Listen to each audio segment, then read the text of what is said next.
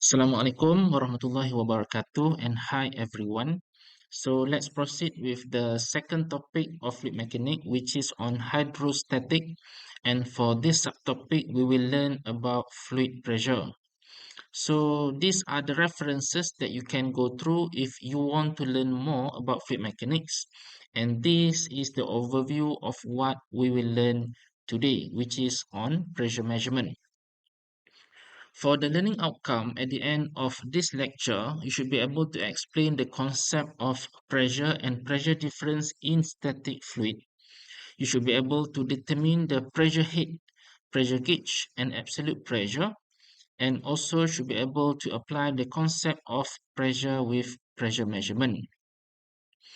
For introduction, fluid static deal with the study of fluid which are not in motion or stationary, which means that it is not moving. So there will be no shearing stress and only normal stress, that is pressure. So this topic deal with fluids under hydrostatic conditions where the velocity is zero. Okay, let's recall your physics. So this boy is asking, why does the mattress sink more when I am standing compared with when I am lying? So let's recall what we have learned before in physics. So pressure is equal to F divided by area. In this case, F is contributed by the self-weight of this boy, where the area is the area which is in contact with the mattress. So when the boy is standing, the area is actually very small compared to when he is lying flat. So because of that, the pressure here is much bigger than the pressure here, which cause the mattress to sink more. To measure pressure of a liquid at a particular depth, we can consider the liquid column below, where pressure is equal to force divided by area, where the force can be represented by the weight of the liquid column divided by the surface area of the base, where the volume of the liquid is represented by the length time breadth time h, while the surface area is represented by length time breadth, which produce the final equation for pressure, hydrostatic pressure, to be P is equal to rho GH, where rho is the density of liquid, G is the gravitational acceleration, and H is the depth of liquid. This explains why for a column filled with liquid, the bottom part of this produce the strongest jet compared to the higher part, where the highest part is produce the weakest jet because of the depth is small. So as the depth of water increases, the pressure also increases, which produce the stronger jet. So let's try this. The figure given shows three non-mixing liquid placed in an enclosed tank. Liquid X with the density of 1000 kg per meter cube, liquid Y with the density of 1500 kg per meter cube, and liquid Z with the density of 2400 kg per meter cube. So the questions ask you to calculate the pressure due to liquid at point X, Y, and Z. So to determine the pressure at point X, we can use the equation P is equal to rho GH, where the rho is 1000, G is 9.81, and H is given as 8 meter, which produce the pressure of 78.48 kilopascal.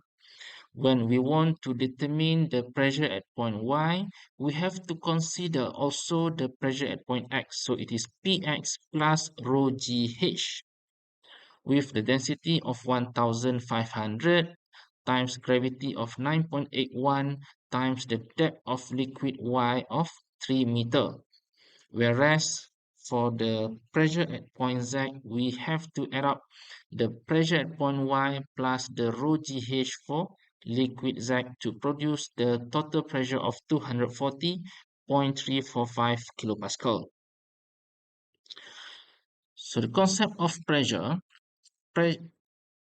Pressure is a normal force exerted by a fluid per unit area. So it is force per unit area, which is Newton per meter square, which is also known as Pascal. So static rules apply to fluid at rest, hence there will be no shearing forces acting. Therefore, all forces exerted between the fluid and the solid boundary must act at right angle, which is normal or perpendicular to the boundary. So no matter what the shape is, the forces will always act normal or perpendicular to the boundary. Pascal law for pressure at a point, as discussed by the Blaise Pascal, the pressure P at any given point in a fluid is independent of its direction. So by considering the equilibrium of a small fluid element below, a relationship can be established between the pressure Px in the x direction, Pz in the y directions, and P theta, which is normal to any plane inclined at any angle theta to the horizontal at this point. Taking summations of the forces in z directions, we produce Pz is equal to P theta, while taking summations of the forces in x direction, we produce Px is equal to P theta. So Pz is equal to P theta is equal to Px.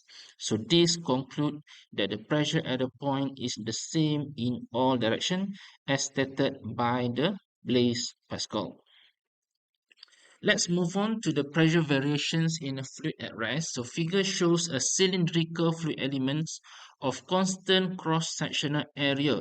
So along this pipe, the cross-sectional area are the same. Inclined at angle theta from the vertical, there is no shear acting because the fluid is at rest.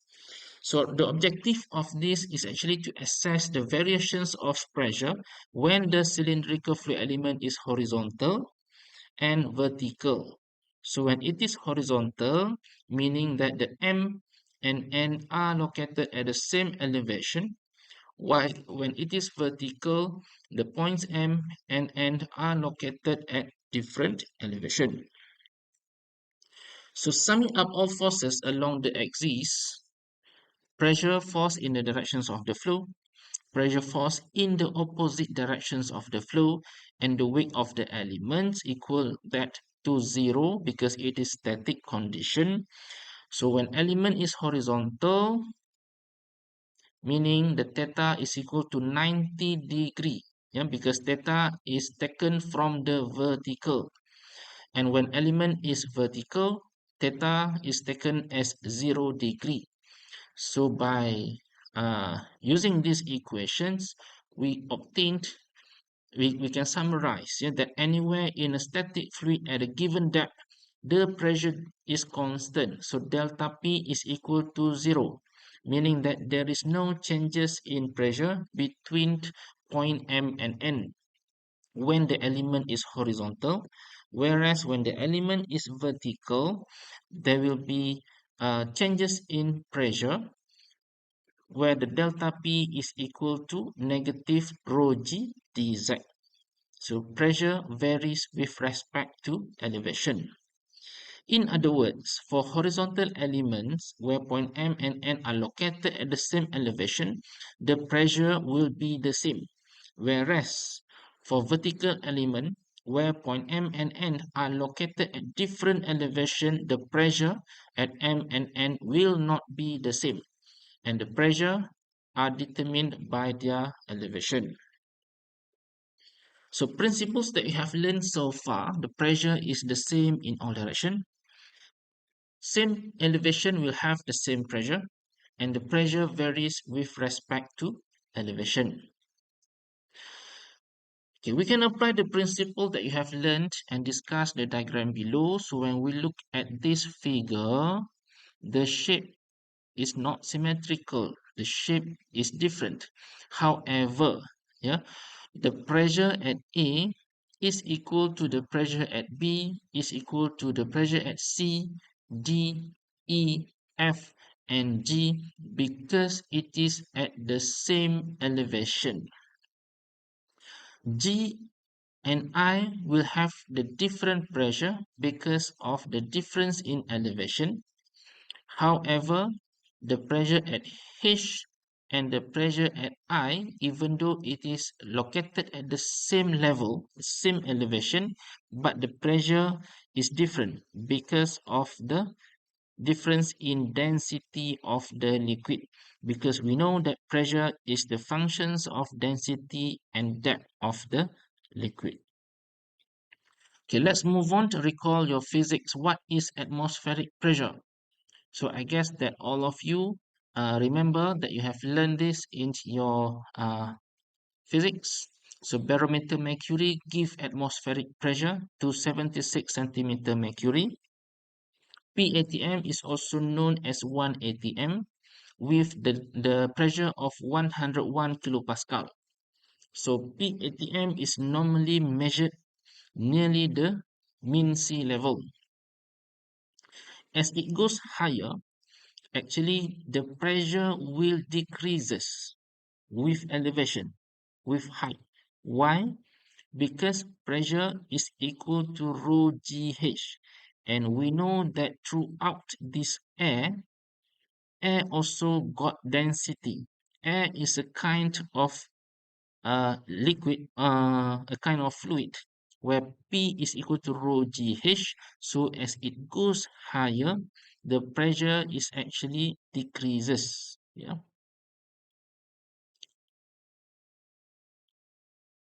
Okay. Let's move on to the pressure and heat. We have absolute pressure, gauge pressure, and vacuum pressure. So absolute pressure is the actual pressure at a given position. It is measured relative to the absolute vacuum or absolute zero pressure. Gauge pressure is the difference between the absolute pressure and the local atmospheric pressure, where most pressure measuring devices are calibrated to read zero in the atmosphere, and so they indicate the gauge pressure. And the vacuum pressure, which is pressure below the atmospheric pressure. So let's look at this figure. Okay, so this is the absolute vacuum where P absolute is equal to zero. So as it reach, let's say 101 kilopascal, so it actually reached the PATM. So as it goes higher than PATM, so this value is known as a gauge pressure. If the pressure is lower than the P atmospheric, so it is known as P vacuum, vacuum pressure. Yeah. So P absolute is equal to P gauge plus PATM.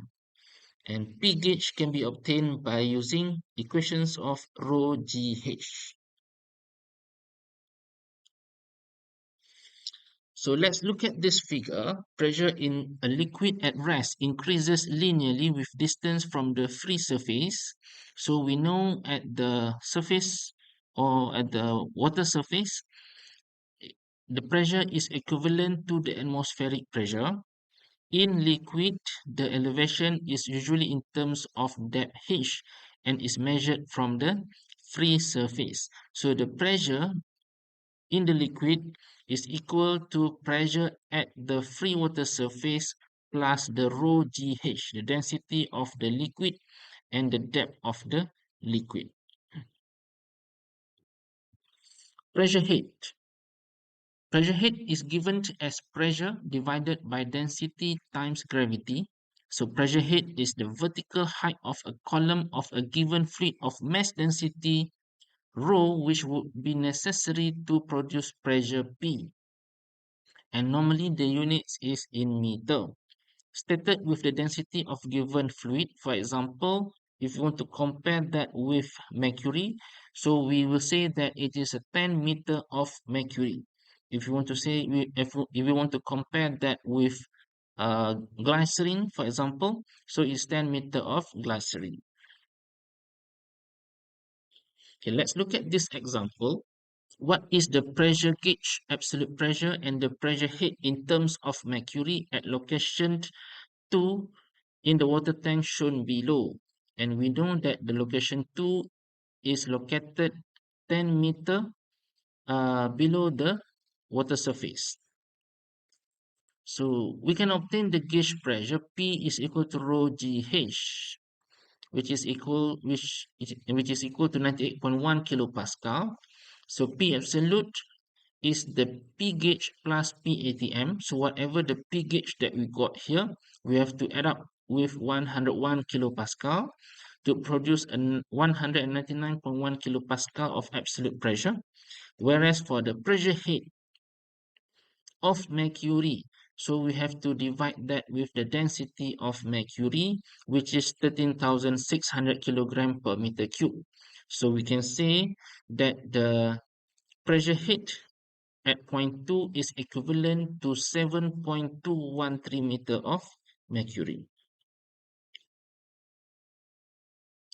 Okay, let's look at the hydrostatic paradox. From the equation P is equal to rho GH, it is seen that the pressure exerted by a fluid is dependent only on the vertical head of fluid and its mass density, and it is not affected by the weight of the fluid present.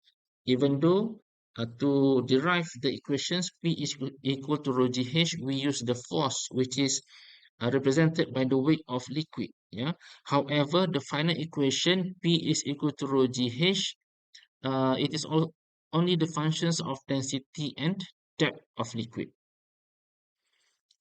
So in figure, the four vessels have the same base, so the area at the bottom are the same and are filled to the same height, so the H for each vessel is also the same with the same liquid of density rho. So density of the liquid inside the four vessels are also the same. Thus, although the weight of fluid is obviously different in the four cases, the force on the basis of the vessel is the same depending on the depth H and the base area A. So when we look at these four vessels, we can see that this will produce the highest weight of liquid and this would be the lowest. However, the pressure at the bottom of the four vessels is actually the same. Why? Because we put in the same liquid with the same density and the height or the depth of liquid is also the same. So no matter whether the weight is different or not, as long as the density and the depth is the same, so the pressure would be the same. Yeah. So let's move on to the pressure measurement. So fluid pressure can be determined by various means and devices depending on the type of fluid. Some of the common devices used are barometers, piezometer, and manometer. So let's move on to the barometers. Atmospheric pressure is measured by a device called barometer. Thus, PATM is often referred to as the barometric pressure. The pressure at point B is equal to atmospheric pressure. Why? Because it is exposed to the atmosphere. And the pressure at A can be taken as zero since there is only mercury vapor above point A and the pressure is relatively low compared to PATM and can be neglected. For piezometer, one end is connected to the point where pressure to be measured, normally pressure in a pipe lah, and the other end is open to atmosphere. So we know that P here is equal to PATM or the P gauge here is equal to 0. The rise of liquid will give the pressure head at point A. Okay, U-tube manometer, it consists of glass tube bend in U shape. So for the piezometer, there is no bend. But for the manometer, there is a bend of U shape. One end of which is connected to a point where the pressure is to be measured and the other end remains open to atmosphere. So the pressure gauge here, P gauge here is equal to 0. The tube normally contains mercury or any other liquid whose specific gravity is greater than the specific gravity of the liquid whose pressure is to be measured. So for example, if in this pipe, the density of the liquid in this pipe is 1500 kilogram per meter cube. So we have to make sure that the pressure that we use here, the density of liquid that we use here is higher than 1500 kilogram per meter cube. Okay, so this is how we can calculate the pressure for YouTube manometer for both gauge and vacuum pressure. Okay, let's look at the example. The right limb of a simple YouTube manometer containing mercury is open to the atmosphere, while the left limb is connected to a pipe in which a fluid of specific gravity 0.9 is flowing. The center of the pipe is 12 centimeters below the level of mercury in the right limb. Find the pressure of fluid in the pipe if the difference of mercury level in the two limbs is 20 centimeters. So, in this pipe, there flows a liquid with specific gravity of 0.9 or the density of 900 kilogram per meter cube. Here they use mercury with the density of 13,600 kilogram per meter cube. H2 is given as 0.2 meter and H1 is given as 12 centimeter. So let P is the pressure of fluid in pipe. So we can equating the pressure above AA. So we get P plus rho 1 GH1 is equivalent to rho 2 GH2. Why we equate this? Because we know that the pressure here is equal to the pressure here because it is the same liquid. Okay? So we substitute the value P plus rho GH. So because the density here is 900, so 900 times 9.81 times the H. Mana kita dapat 0.08 is from here. 0.2 minus 0.12, which produce 0.08. While for the right side, so the density is the density of mercury 13,600 times gravity times 0.2 meter, the height. So from there we can obtain that the pressure of liquid in this pipe is 25,976 Newton per meter square. Okay, that's all for this part. You may go through the lecture notes that I have shared to learn more about this subtopic. Thank you very much, everyone.